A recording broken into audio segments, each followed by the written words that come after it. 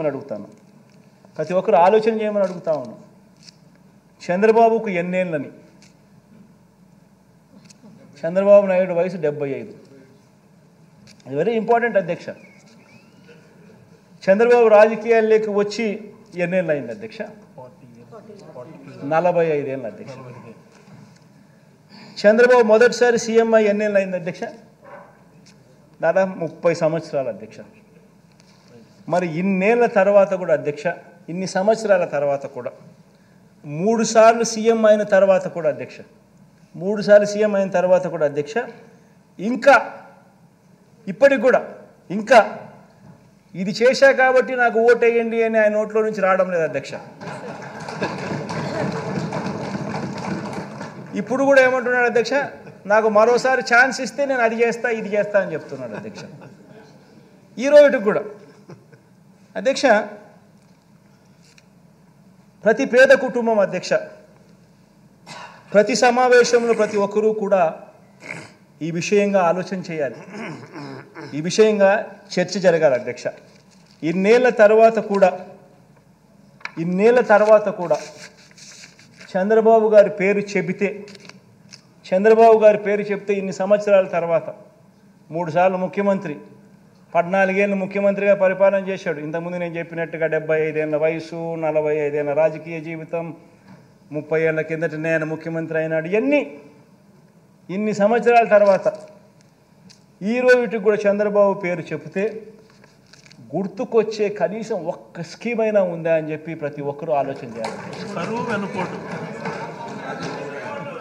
ఆయన పేరు చెప్తే అధ్యక్ష, ఆయన పేరు చెప్తే ఈ రోజుకి కూడా గుర్తుకొచ్చే ఒక్క స్కీము లేదు. కానీ ఆయన పేరు చెబితే మాత్రం ఇవాళటికి కూడా గుర్తుకొచ్చేది,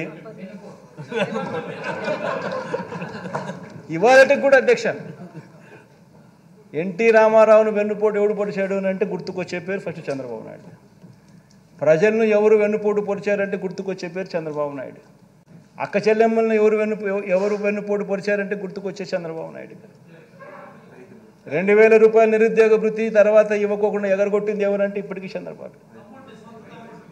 బ్యాంకుల్లో పెట్టిన బంగారం రైతులకు ఇప్పిస్తానని చెప్పింది ఎగరగొట్టింది ఎవరంటే చంద్రబాబు. రైతులకు రుణమాఫీ అని చెప్పి ఎగరగొట్టింది ఎవరంటే ఇప్పటికీ చంద్రబాబు. గుర్తుకొచ్చేటివి అధ్యక్ష ఇవన్నీ, నేను చెప్పేటివన్నీ కూడా అధ్యక్ష.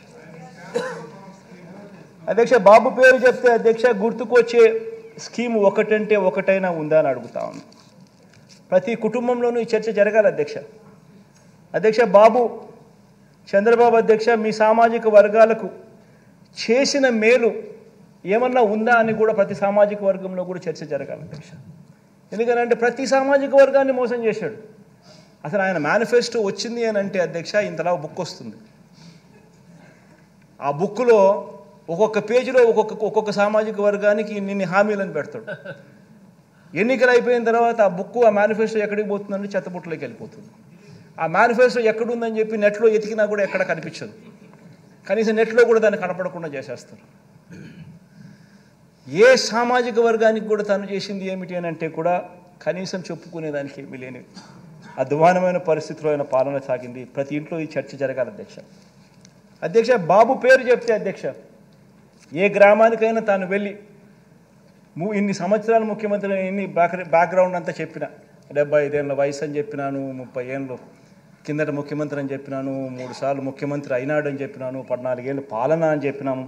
ఇన్ని చెప్పిన తర్వాత అధ్యక్ష ఏ గ్రామంలో అయినా కూడా ఆయన అక్కడికి వెళ్ళి నిలబడి నా హయాంలో నా ప్రభుత్వంలో ఇది నేను చేశా అని చెప్పి అనుకుంటే కనీసం ఒకటన్నా ఒక బిల్డింగ్ అన్నా కనిపిస్తుందని అడుగుతున్నా. ఒక స్కూలు కనిపించదు, ఒక హాస్పిటల్ కనిపించదు, ఒక బిల్డింగ్ కనిపించదు. పైగా స్కూళ్ళన్నీ నిర్వీర్యం.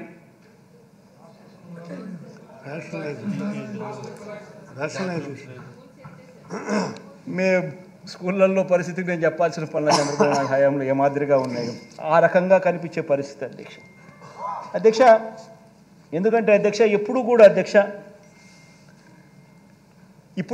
ఈ మనిషి ఇప్పుడు కూడా ఈ మనిషి గురించి ఎందుకు ఇంతగా నేను చెప్పాల్సి వచ్చిందంటే ఇప్పుడు కూడా అధ్యక్ష మరోసారి అలాంటి అబద్ధాలు, మరోసారి అలాంటి మోసాలతో మళ్ళీ మరో మేనిఫెస్టో అని చెప్పి ఆయన ముందుకు వస్తూ ఉన్నాడు అధ్యక్ష.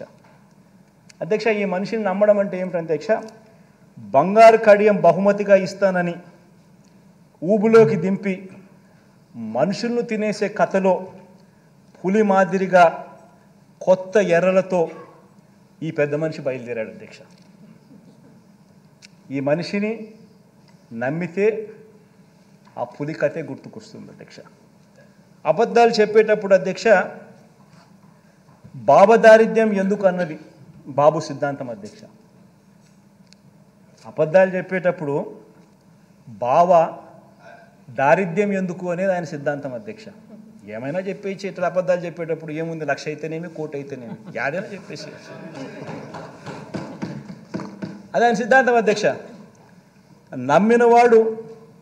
నమ్మినవాడు మునుగుతాడు, నమ్మించిన వాడు దోచుకోగలుగుతాడు.